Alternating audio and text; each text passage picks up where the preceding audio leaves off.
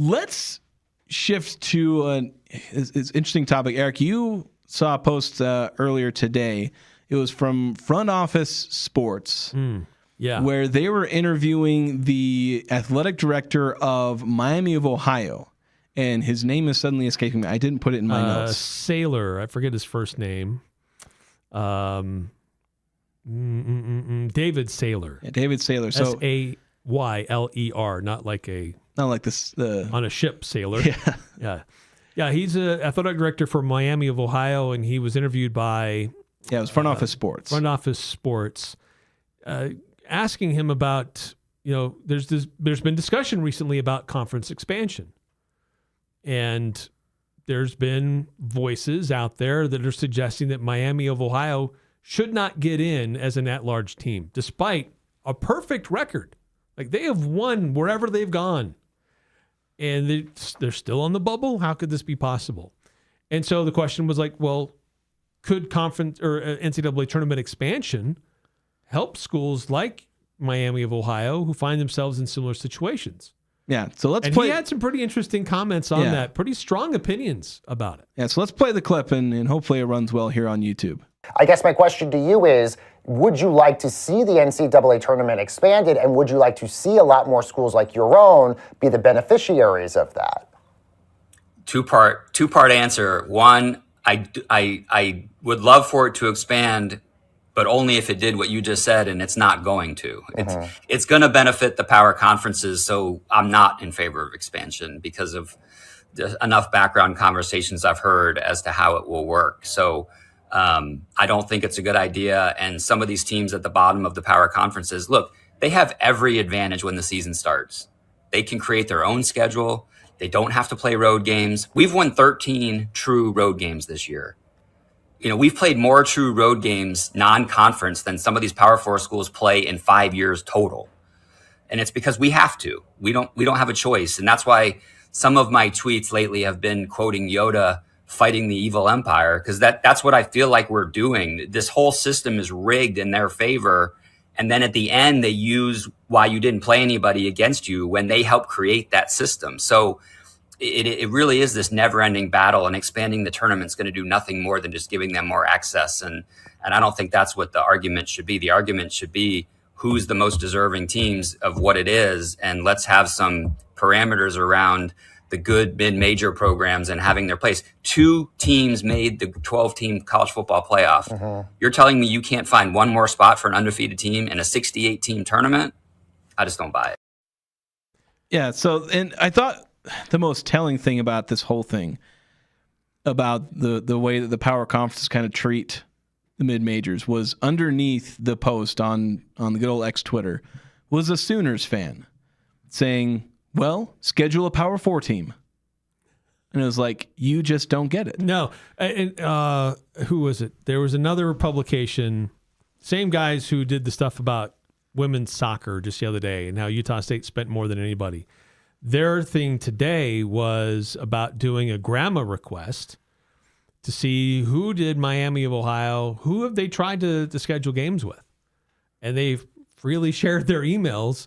And they actively tried, like, for multiple teams. They tried, like, we will go to your place. We'd love to, are you available on this day? And they actively tried to go find P4 or P5, whatever, power conference teams to get on their schedule. They were willing to travel to go play those games. And then teams wouldn't schedule them. Yeah, and we know Jared Calhoun has lamented about this. Yeah, there was one post I saw, and I want to say, like, I want to take this with a grain of salt, because, like, I'm not sure the source, and I'm not sure, like, what the situation is, but it was almost like this almost marketplace type, screenshot of, like, it was Oklahoma State apparently trying to send out a message saying, hey, we're looking for a game, like, supposedly on some kind of network that would probably be only available to coaches and whatnot. But it seemed to indicate, like, hey, we're looking for a buy game, but you have to be like 250 plus in the net. Yeah, yes, I saw that. And I think it came from, someone reputable. And that's why I was inclined to believe it. It wasn't just some random on Twitter. But that's kind of that's the situation they're in. Like BYU and Utah won't play Utah State. And if we're doing grammar requests for Miami of Ohio, I think I'm probably going to go send one to Utah State now. Just be like, all right, I'd like to get the emails you sent to everyone. Because to see who you've tried to schedule. From what I've been told is that they've reached out to basically everyone. And so who knows? I'll double check on that. And there's things I'm working on that relate to this.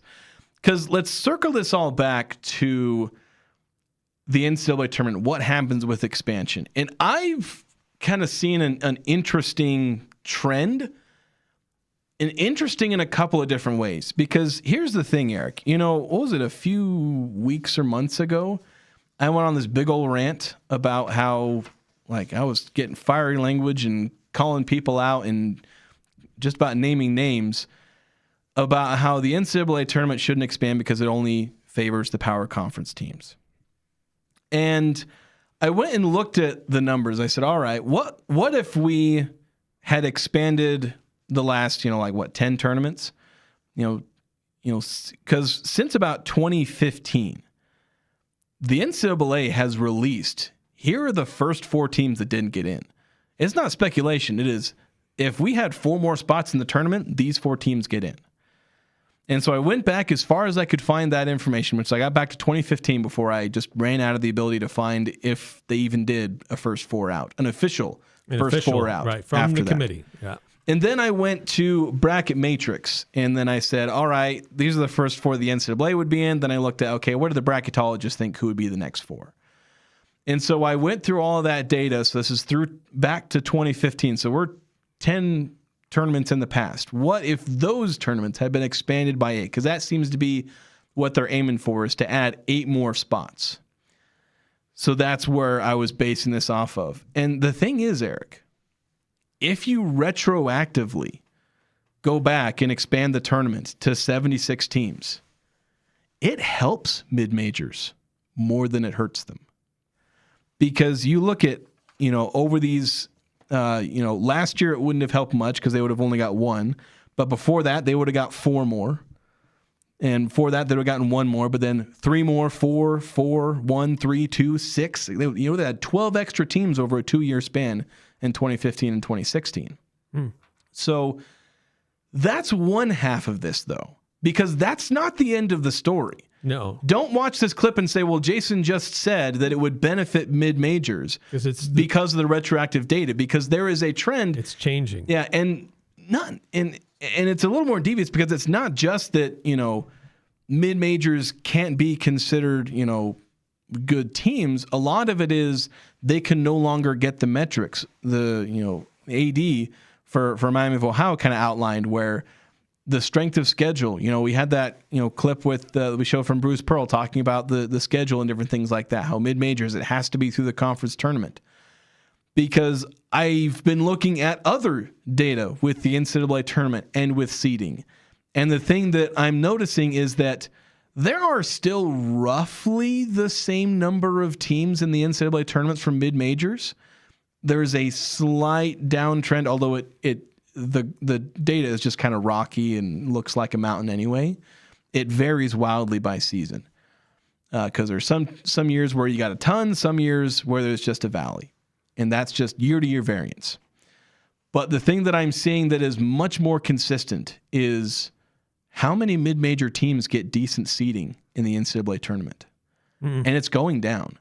For the first time, and I have data now going back to, on this specific aspect, I think back to 2003-ish, where I've gone and logged this data. The last 2 tournaments were the first time in the 21st century, unless it happened in 2001 or 2002, where I haven't quite logged that data yet. First time in the 21st century that we have had back-to-back seasons without a mid-major team with a 1, 2, or a 3 seed. It's the first time that had happened. In, again, 21st century, 64, 68 team era. And we're staring straight in the face of that happening for a 3rd straight year. It had happened a couple of times where there wasn't a mid-major team in the top 3 seeds. But again, that was random variance. It just didn't happen that year.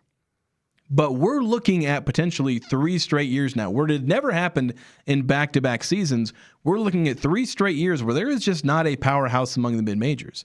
There are good teams among the mid-majors. And you're not including Gonzaga in that mix? No, Gonzaga's in there. Like, you go back, and a lot of times there are 1, 2, 3. Like, Gonzaga right now, they're projected as a 4 seed. So they wouldn't be in there. If they sneak up to a 3 seed, we'll avoid that, that 3 years in a row situation. But say they don't end up as a 3 seed. Like, because a lot of times you had teams like Gonzaga, Houston, heck, once upon a time Louisville was technically mid-major based on my criteria, where mid-major is anything except for kind of, SEC, Big East, Big 10, Big 12, ACC, the old Pac-12. That was, the power conferences. But yeah, you had teams, Memphis was in there as well. But we are seeing one aspect of this is, Louisville, Butler, DePaul, like a bunch of these teams moved to the Big East. Teams of, Houston, Cincinnati. Cincinnati was another one that was they would be in that, literally 1 seeds. You were having 1 seeds out of the mid-majors, like St. Joe's, Cincinnati, Houston, Gonzaga. Wouldn't be every year, but somebody would be in that top 3 seeds. And now the highest we're seeing is like this year, Gonzaga at 3 or 4. And then you're in the 7 seeds. I think St. Mary's might get a 6 seed. Like, you were just no longer seeing the mid-majors getting good seeding in the NCAA tournament. And that ends up becoming this self-fulfilling cycle of last year was, I think, one of the first years, I think it was the first time since 2016 that no mid-major team made the Sweet 16. There were only 5 teams that made the second round.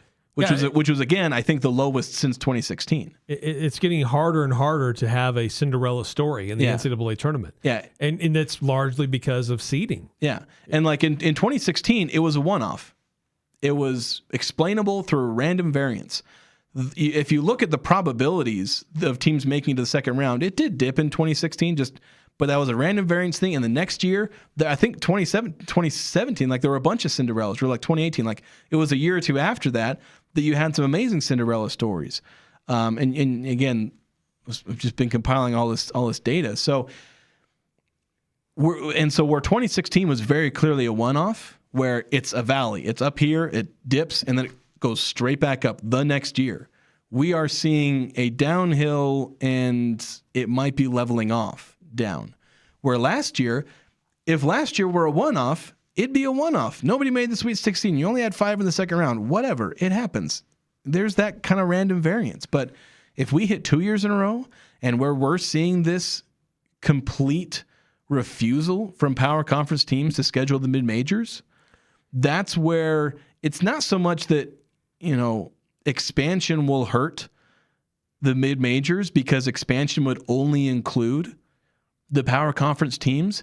If it were 5-6 years ago, expansion would help the mid-majors. It actually would. Yeah. But because of other aspects in the changing landscape of how the power conferences treat the mid-majors, how scheduling works, then yeah, we've passed an era in which expansion would help. And that's maybe why we're seeing this push for expansion, is because the high major teams know that they've pulled off the coup, and now expansion will solely benefit them, as opposed to it would have helped mid-majors 5-10 years ago. Now it will not. They now know how to rig the system in their favor, and so let's move it forward. So